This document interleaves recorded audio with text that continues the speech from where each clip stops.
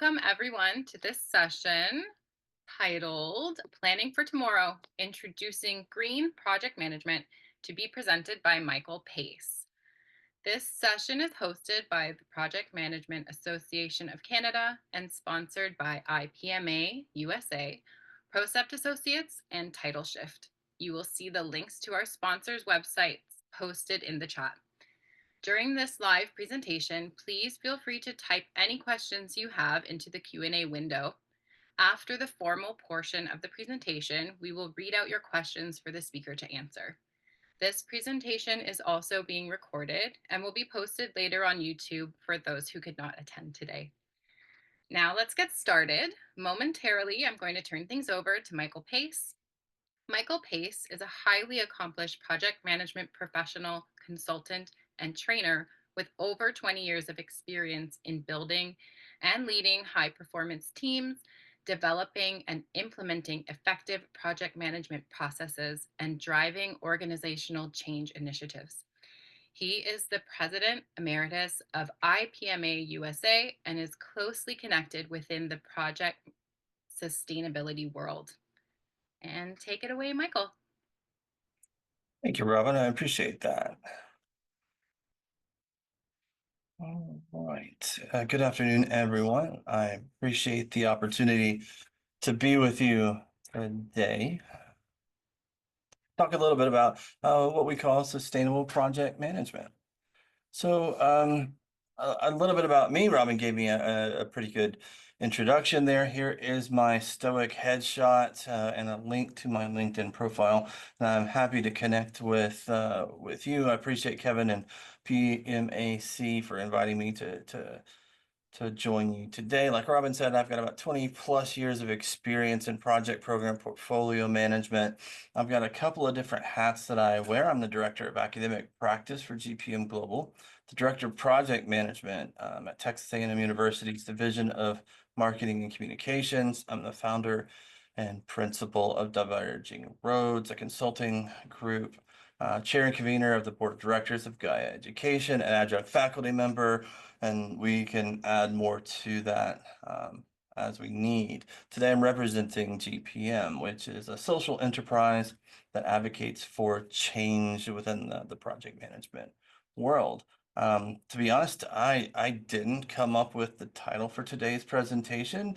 We're not really going to introduce green project management since that's been around for a while. If you look at GPM as an organization, it's been around since 2009. We're celebrating our 15th year. The idea of green and being green has been around for a little bit, but perhaps sustainable project management isn't as mainstream as it needs to be just yet. A slight bit more about GPM before we jump into science and stuff like that. GPM is about 15 years old. As I said, it makes us a teenager.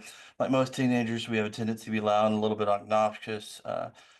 But given some of the challenges we're facing, maybe that's what we need right now. We're a global leader in sustainable project management practices. We have been instrumental in shaping sustainability as it relates to portfolio program project management on a global scale. We offer multiple different solutions via training, certification, methods, standards, et cetera, et cetera. Some of our partners include PMI and APM over in the UK. We just announced a partnership there with IMA, the Association of Accountants and Financial Professionals in Business. We've got a couple of different resources and resources types in case anyone is interested. We have free standards, we have free research, we have white papers, we have case studies, because our goal is honestly to give everyone tools and resources to be more sustainable. We just released our newest edition of our handbook on sustainable project management as well. So what are we going to be talking about today? I'm going to talk a little bit about sustainable project management, what that is, some of the trends in sustainable project management, and really what we can do right now. And then at the end, we'll have time for a Q&A. Now, that's not necessarily a strict sequential list of things. I'll probably mix these up a little bit. But if there's only one thing you hear today, I think that it's really important to say that it's not a lack of information about when we say sustainable project management. We have plenty of information. We probably actually have too much information. So how do we make sense of all the information we have? How do we turn that into an actionable plan to help? I've been to Africa a few times. I've ridden an elephant, learned that hippos can be scared of elephants. So there's some interesting stories about elephants that apply to this idea of sustainability.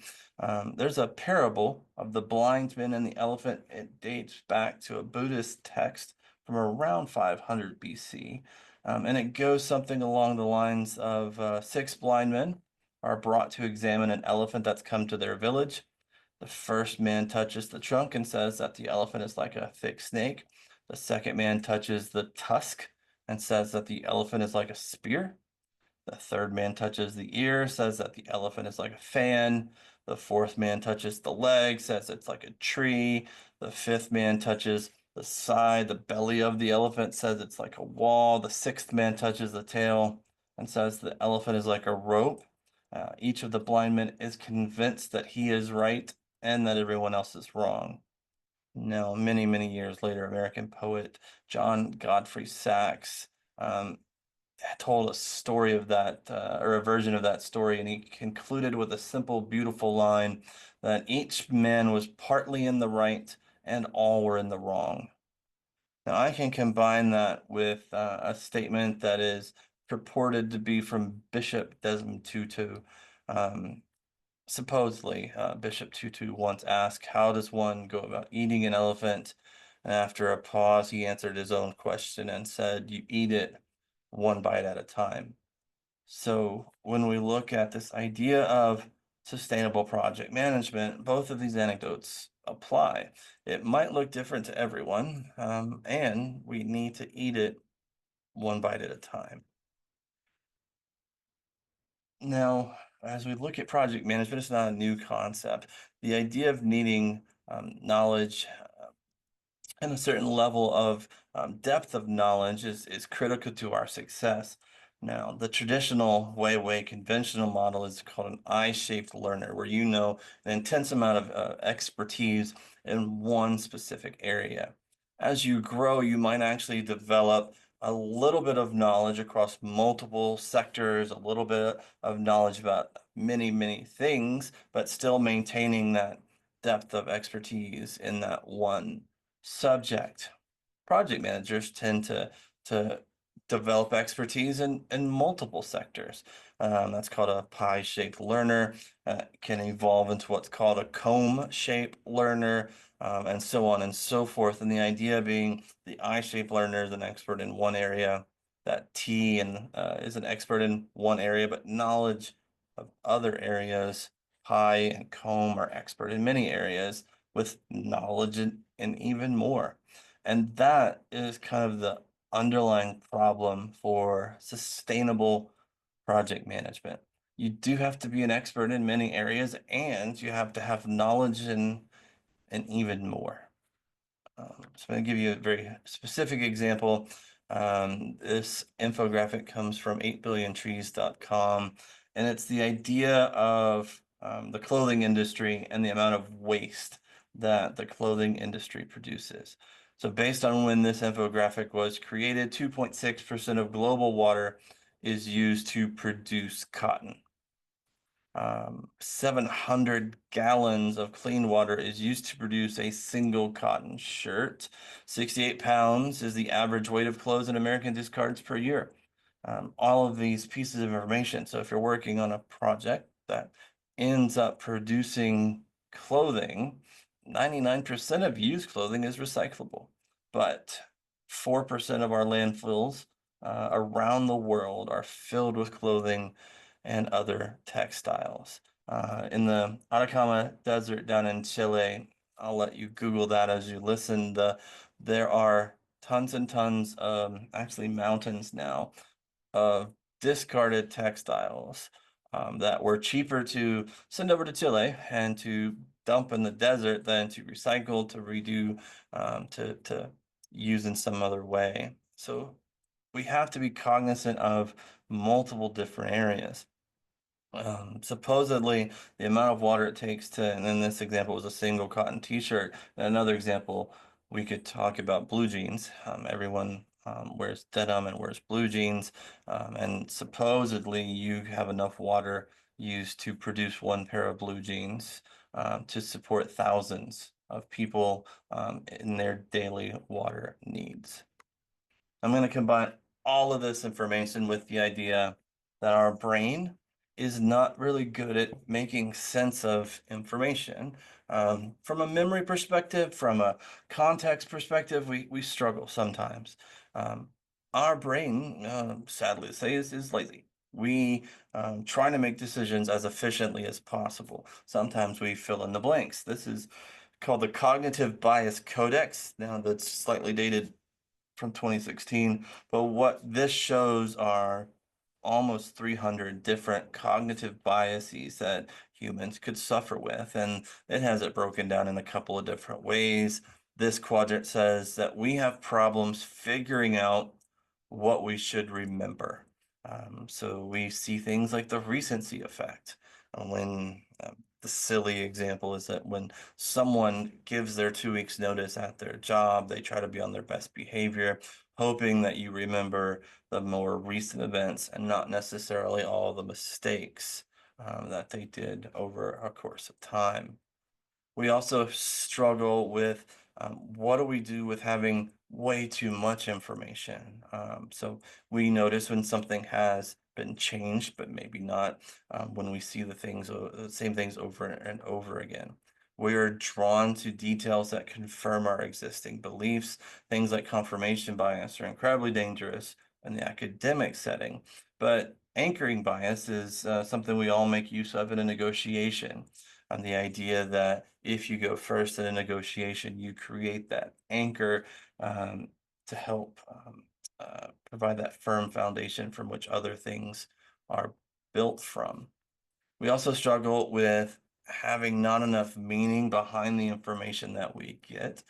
So you'll see lots of different biases listed there. And I encourage you to take a few minutes when you're bored at work and pretending to actually work. Things like the placebo effect fall into this category.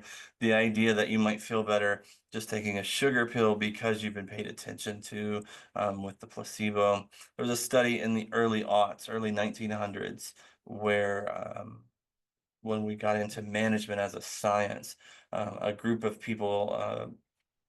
scientists were studying a group of workers. And what they were looking at is, do the workers work better in no lighting conditions? Do they work better with the lights turned on? Do they work better when you turn on the lights halfway through the day? And what they found was just paying attention to people is what mattered. So there's things like that. We also see things like Murphy's Law, the idea that the worst thing that can happen does happen. The last quadrant in this idea of bias and cognitive biases that we suffer from are this need to act fast. So we have ideas about like the sunk cost fallacy. We will continue to throw in money because we've spent so much time on a project already that we don't want to pull it back. So all that to say that we have all this information, and sometimes we don't have enough information available to us to make sense of it and to act, and that's problematic as we look at this idea of sustainable project management. So one more little hurdle to get into before the nitty-gritty of sustainable project management. It's not a new thing. Um, as we look at waves over time, sustainability in project management has steadily been growing since about the 1970s. 1970s is where it kicks off. We saw a green movement in the 80s through the 90s. We saw focuses on globalization into sustainability in the early aughts and tens. Climate action, ESG became a big factor in around 2015, 2020. And now what we're trying to focus on is this idea of regeneration. What we'll talk about here in a minute are the Sustainable Development Goals from the United Nations, and that's around the 2010 mark. If you're looking at GPM and what we're doing, that fits pretty firmly in the regeneration phase. Now, when it's easy to have a graphic with little waves and pictures, but to put some data, 1972 is the Stockholm Declaration, the first major international global conference on environmental issues. And we've been building steadily since then. 87 was the Brundtland Report, 97 was the Kyoto Protocol, the Paris Agreement in 2015, all building towards how can we as a global society, be more sustainable.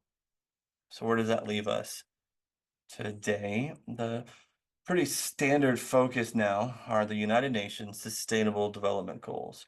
They came out early 2010s, right around there, and they're honestly tied to the United Nations Agenda 2030. And it's a pretty big, fat, hairy, audacious goal of how can we on a global scale be more sustainable. Now, if you're not familiar with the Sustainable Development Goals, you might um, see some of the icons listed here on the UN's from the UN site that are surprising to you. Number one, in fact, is no poverty. Number two is no hunger. Number three is good health. We see good jobs, economic growth. We see reduced inequality. Climate action is absolutely there. Respect for life and how do we keep being more sustainable with life below water, on land. Perhaps the most important of these goals is number 17, in fact. It's the idea we can't do anything by ourselves. We do have to act on a global scale with partners and alliances and work together. No, personally, my favorite is number 4, the idea of equality education. Education is a huge factor as we look at sustainability. If you don't know what you don't know, it's hard to do better. The problem, though, well, one problem is that we fairly globally tend to focus on responsible consumption. When people say sustainable, most often we jump straight to I'm going to recycle, or they think plastics, or they think throwing away, reduce, recycle, that kind of thing. And that does get slightly problematic. As we see it is, it's more complicated than that. Each year, we use about 1.7 Earth's worth of resources. Said a slightly different way, Earth Overshoot Day marks the date each year that humanity has used up all the resources that our planet can regenerate in that 1 year time span. So imagine your project has a budget and it's supposed to last, that budget needs to last 12 full months, and you spend it all in 8 months. That's where what Earth Overshoot Day represents on this global scale. We're overspending our natural resource budget. So every year, Earth Overshoot Day comes earlier and earlier, and it's indicating that we're using resources faster than the planet can replenish them. So our projects, it doesn't matter if they're construction projects, manufacturing, technology, healthcare. Um, our projects play a big part in this because projects are an agent of change. Projects create products. We're built into the system here. So when we build new infrastructure, we produce goods, we develop new technologies. We often consume resources like energy, like water, raw materials. We consume those resources at a rate that's unsustainable. Each country has its own day, and the more industrialized countries tend to be closer towards January, and that again is moving up each and every year. In the United States, for example, 20 years ago, 2004, Earth Overshoot Day for the US was around September 2nd. More recent data puts Earth Overshoot Day for the US in the middle of March. And it's just a measure here of how fast the rate of human consumption has increased and that our demand for finite resources has grown. I don't expect you to take my word for it. So this is from the earthovershootday.org, and their information. You'll see kind of on the top right-hand side, United States of America listed of March 14. Now, I like my northern neighbors, but you'll see Canada listed right below that of March 15th. So, when I talk to a diverse group of folks, we like to usually point out the different countries that people come from. Um, Different countries overshoot resources at a different rate. So, for example, the nation of Qatar or Qatar, depending on how you want to say that, is around February 11th there. And that means if the entire population of Earth lived the same way as the average person in Qatar, we would use all of the Earth's resources by February 11th. If we all live like the Belgians, it would be March 23rd. The Colombians, it would be October 5th. The United Kingdom is June 3rd. If we all live like Indonesia, it'd be closer to there, November 24th. Let's combine that with the idea that by 2030, 57% of the global GDP will be project work, roughly 54.5 trillion euros. 25 million new project professionals are purported to be needed by 2030. Now, we have this idea of projects as an agent of change. We also have this idea that the vast majority, or 50% of global GDP will be project-based. We have new project professionals coming in. If we infuse sustainable methods into project work, we could do some really cool things. We could solve some major world problems. Now, we do have to understand where we're starting from. Climate impact has a huge, climate impacts our projects. Climate change has a major impact. If we look at the data from June to December of 2023, we're setting new temperature records fairly frequently now. There were 7 major events throughout 2023 that highlighted significant infrastructure vulnerabilities. We could look at Asia's record-breaking heat. All outdoor work in Beijing was halted for, I think it was 27 days because the streak of temperatures in Beijing were above 35 degrees C. Libya had catastrophic flooding last year. Cyclone Freddy impacted Southeast Asia, lasted for more than 5 weeks, killed almost 1,500 people, and it displaced nearly 2 million. Australia had spring heat waves. The temperatures were 12 degrees C above average, and it resulted in some disruption of their natural weather cycle. Heat and wildfires throughout Europe and throughout the US. Chile set record heat and had wildfires. And what we see is these impacts of climate change are also creating a pretty big disruption on our projects. Um, doesn't really matter what industry we look at either. So obviously hospitality and tourism will have the biggest impact. But uh, regardless of the sector we work in, we're seeing major impacts from climate change on our projects. We've been studying this for a few years now. Our latest study in 2024 showed an increase. 2021 data, about 38% of projects were impacted by climate change. That's up to 53% in the last study that we did this year. One more science thing to throw at you.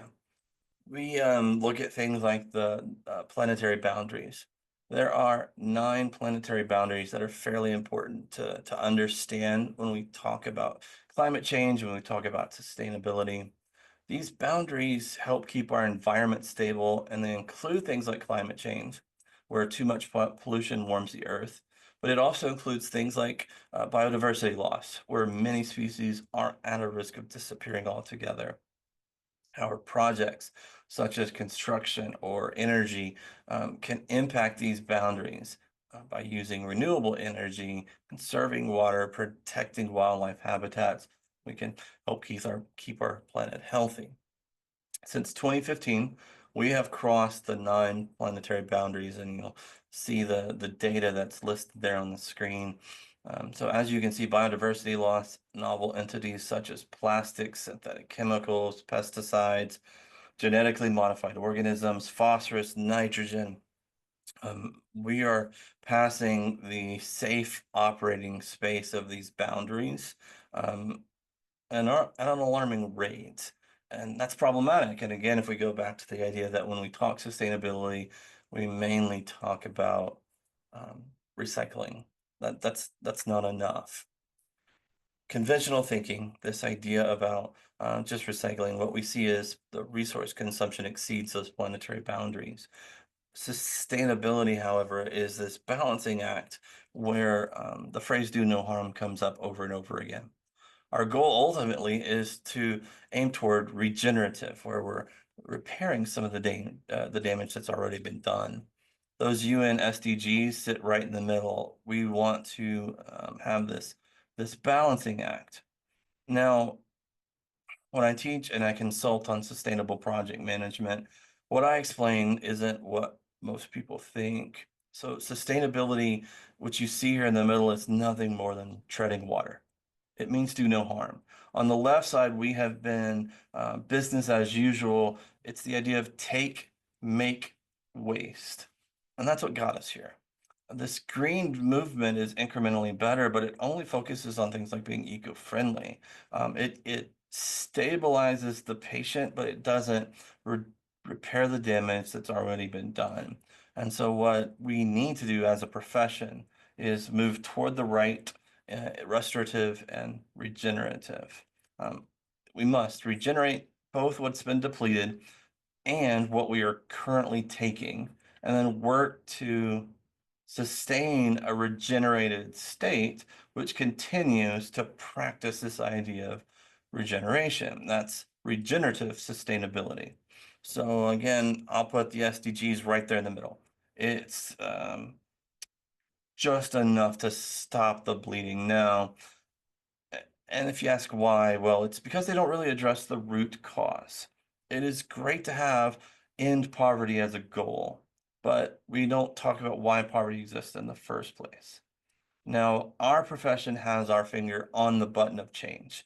Um, it really is our moral obligation to solve these problems by eliminating the reason they exist in the first place. And I believe we can. Here's your standard slide where we start talking about project management starts way back when. It's not a new concept. You can't have a talk about project management and not talk about the Great Pyramids of Giza. We can argue later about aliens or not. An interesting thing to think about, though, is in 1500, Sir Thomas More wrote that projects could be a way of solving societal challenges. That was in his book Utopia, which is interesting because throughout the 1900s, a lot of the tools that we invented, that we use, that we develop throughout the 1900s were designed for projects to be incredibly efficient and effective at killing people. It doesn't matter if you're looking at PERT or the United Navy and the Polaris submarine, the Gantt chart, World War I or II military projects, the work breakdown structure, et cetera, et cetera. We spent the better part of 100 years developing tools to be highly effective at killing people. Now, technically, the Agile Manifesto has nothing to do with that, but 2001, we have the Agile Manifesto with this kind of jumping point off from what we were talking about. 2011, we introduced PRISM and the P5 standard to really focus on sustainable project management. And what's the difference? We all know about the iron triangle, scope, schedule, and budget. I think it's interesting that once you create an icon like a triangle, as you add more elements, you can't change it from the iron triangle to the iron square. So quality goes in the middle, or risks, or resources. Doesn't matter what you put in the middle of the triangle. That idea is based on compliance. How can we make sure that we stay within the constraints of our project? What comes next is this idea of projects should create value. They need to consider things like scope, schedule, budget. They need to consider things like risks, the benefits of the project. Are we delivering value? But as we do that, we need to look at people, planet, and prosperity, what Elkington introduced as the triple bottom line. And we needed to look at it from the process perspective as well as the product that we are creating. Um, so we'll continue this idea of scope, schedule, and budget, and that's really important, but it's just not enough. We need to look at things through a different lens.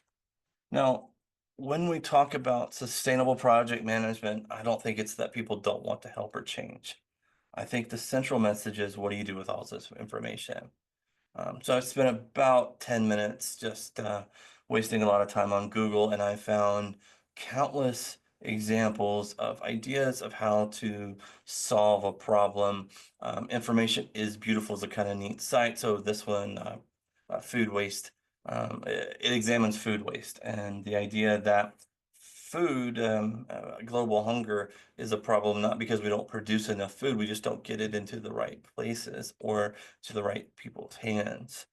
So, this set of data looks at the idea of food waste and what we can do and has lots of great ideas about how we could do it. But again, it's a lot of information. Um, we can look at it from the perspective of net zero carbon and how do we reduce emissions? How can we decarbonize? We could talk about carbon sequestration. We could talk about plastics and the plastics crisis. There's an irony of there was a recent study where a ship, an academic ship, went down to Antarctica to study microplastics in the ocean. And what they found near Antarctica were increased amounts of microplastics in the ocean. And they started looking at it, and what they found was their own boat was leaching paint. The paint had microplastics, so they were actually creating the pollution they were trying to study. We could talk about how you're using plastics in your daily life and the idea of rethinking how you do that. The idea of if you're using a plastic bottle versus a reusable water bottle. Um, we could talk about emissions. We could talk about the water crises and how water is used and how much water we have. Again, it's not that there's not enough information. The problem with sustainable project management is that all of that information creates this really confusing perspective of what do you focus on? What are you supposed to do with all this information? So GPM recommends from this value creation perspective, what we created was called the P5 standard. The P5 standard looks at it from 5 lenses. It looks at the lifespan of the product as well as how that product is serviced. What we want to see is a product that is produced by the project that lasts a very long time and that is able to be serviced in a circular way. We also want to look at the project itself, the efficiency, effectiveness of that project, as well as the fairness of those processes. I think we've all, when we sat down for the PMP or various certification exams, there's always that question of you're working on a project in a foreign country and it is customary to bribe the official. What do you do? There's an element of fairness that has to be considered as we expand our perspective of what sustainability really looks like and really includes. So we look at it from, again, those 5 perspectives. We have 4 social categories we like to look at. We like to look at labor practices and decent work. The idea about unions in the United States is kind of verboten, but what are fair labor practices? How are we developing local competencies? How are we using local staff and local labor? Society and customers, are we looking at customer health and safety? Are we protecting indigenous and tribal peoples? Human rights, ethical behavior round out the categories there. We have 4 environmental categories. Things like transport, of how are the logistics of getting supplies to and from our project site handled? What is water consumption going to look like on our project or throughout the servicing of our product? What's the wildlife habitat look like as we look at energy, land, air, water, and consumption? And then we have 3 economic categories. I think we'd all agree we like money. Money enables us to do lots of cool things. My kids like eating and like having a house, so it's never about just looking at one of these categories, it's all about balance. So we look and say, is there a financial analysis that's been done? Is there resiliency of the project, of the product? Are we looking at direct and indirect benefits? Things like ESG and ESG disclosures and double materiality become integral in this idea as investors want to know that their money is going into the right place. It all told 49 different elements, 245 ways to assess the sustainability in a project. And again, the problem isn't that there's not enough information, it's how do we attach it or attack it in a logical, organized way. So if I look for just a minute here at one single element, we could look at biological diversity, which falls under land, air, and water. Our standard says things like the definition of it so that we're all on the same page. We look for guidance on the project team. Um, have you identified and complied with relevant laws? Have you looked at net positive impact? Have you sought out opportunities to collaborate with the local communities? Provide guidance on benefits that would be realized when the standard is adhered to. And for each of those elements is direct linkage to the SDG goals and targets from the UN. If you're really looking for all the details, we've got things like the project team should, and providing that framework. And again, the idea is simply how do you look at things from a different perspective, both from a project perspective and the product itself. As we look at these ideas, what we do is called a P5 impact analysis. It's an orderly fashion. We understand the project's context. We start looking to identify the actual and potential impacts from product and process perspectives, those major lenses. We do some scoring on the severity and propose a remediation response. If we were to consider an analogy, it would be analogous to a risk register. We assign a score based on a proposed remediation response. We have a sustainability management plan that we look at from those impacts, and we assign work to the action owners. We start remediating different impacts. And then ultimately, we provide impacts, actions taken, outcomes for sustainability reports, ESG disclosures. The idea that this orderly fashioned approach to looking at sustainability. Now, the problem is my preferred mechanism of thinking about things like this is called a complex adaptive system. I'm not going to explain the crazy diagram on the left, but I am going to say it's not a straightforward path. All of this is a path of experimenting, learning, pivoting. We could say that it's agile, but I think as project management professionals, we would probably twinge a little bit at saying agile. We'll say nimble and flexible.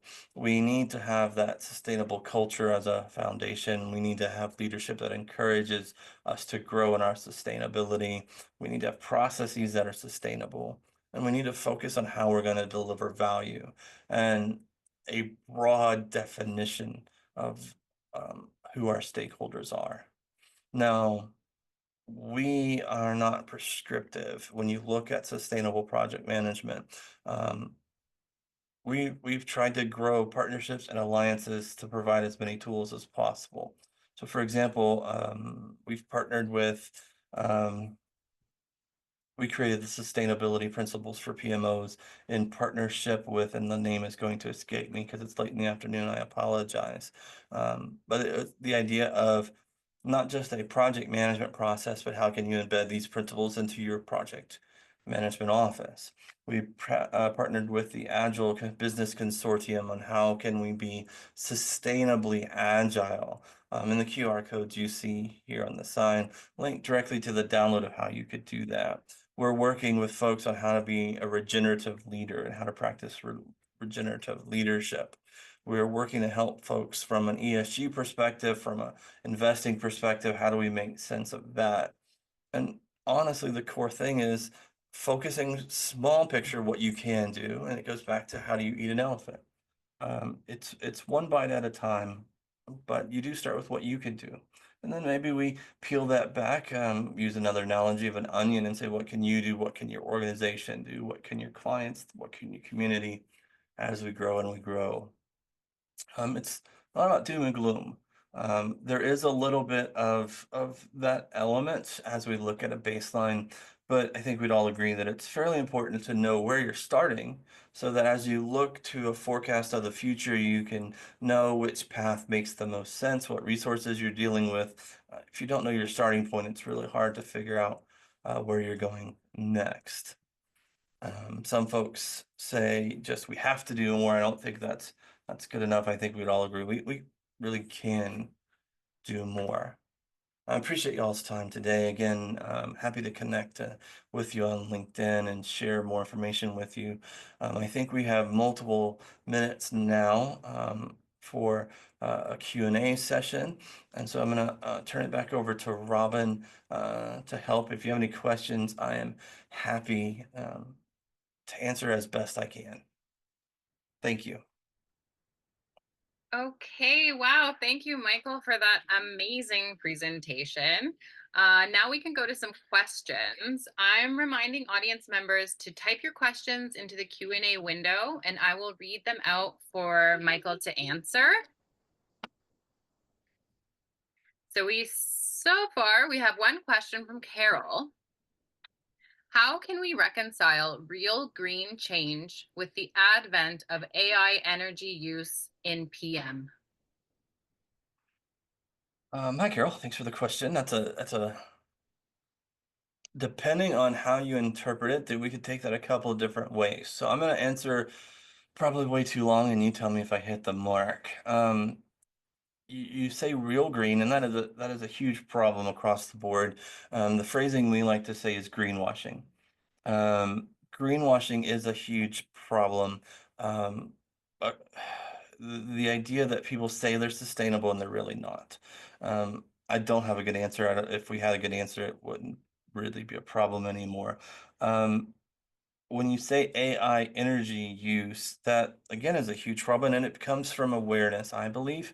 The idea of Google or Facebook or Meta, the huge amount of energy that is used to do things like AI. I'm not an expert on the AI energy use. I recently did some work and we did Bitcoin energy use. So in the state of Texas, over by me, um, the Bitcoin farm that is in Texas supposedly uses more energy than everyone else in the state combined. Now, don't quote me on that, but it's a close to that amount of energy being used. And I would argue it comes down again to awareness. Being aware of where the energy is coming from, how much you're going to use, can you offset it? And so we talk about things like carbon offsets. We talk about can you purchase credits? Um, it can be daunting at first, but like any other project, factoring it into your plan, determining where the information comes from and where the information flows, is it accurate information? All play some critical roles in that challenge. Let me know if I hit that where you were going with that.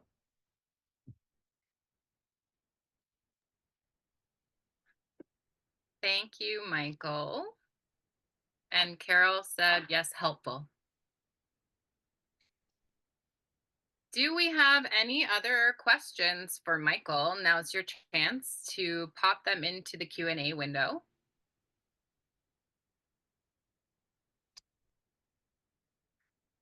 No more questions? Robin, I think that means I did such a great job explaining concepts. I agree. So Yep. I'll take it as a win. Excellent. Okay, amazing. Thank you, Michael.